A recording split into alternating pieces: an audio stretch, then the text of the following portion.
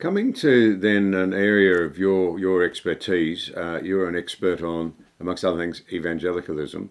Now, again, as an Australian looking in, the term seems to be bandied around fairly freely, and you wonder sometimes just what it really means. Often it's about political commentary pertaining to America, and people write off the so-called red states as a bunch of evangelicals, as though they're not well informed. On the other hand, there are many academic evangelicals, it seems, in your country that are, able to argue with the best.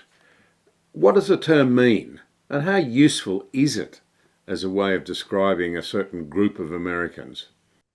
Yeah, this is a great question. I mean, evangelicals themselves, as well as the people who study and write about them, have been arguing about the term forever, and I think we're sort of stuck with it.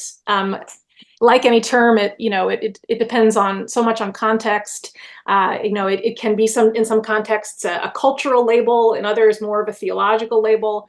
I'm a historian, so my impulse is to define it historically and say that evangelicals are a network of Christian groups that grew out of the Protestant Reformation in the 16th century, shaped profoundly by the great 18th century revivals in Europe and North America.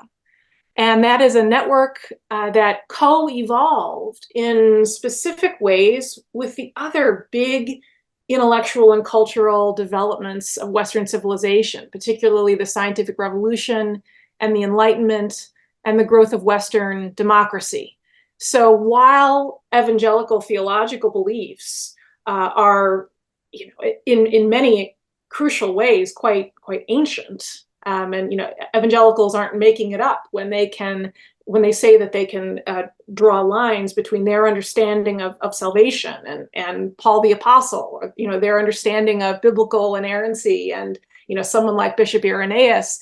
There is something new and modern about evangelicalism.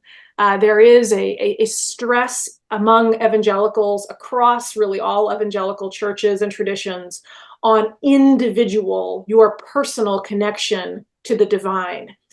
There is in the evangelical experience something that is unique to the modern story of jostling up against other ideological and religious groups in a pluralistic context and competing for believers.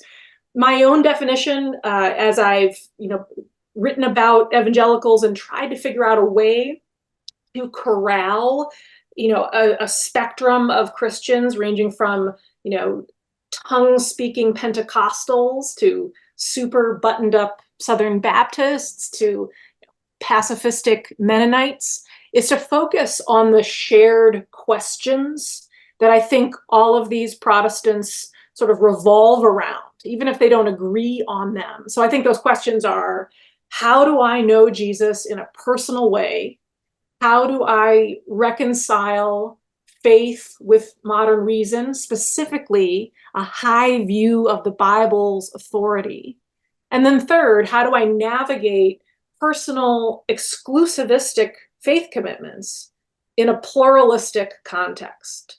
So some scholars want to emphasize a specific history that's more focused on ethnicity and politics and culture. That's all important. I would never discount that.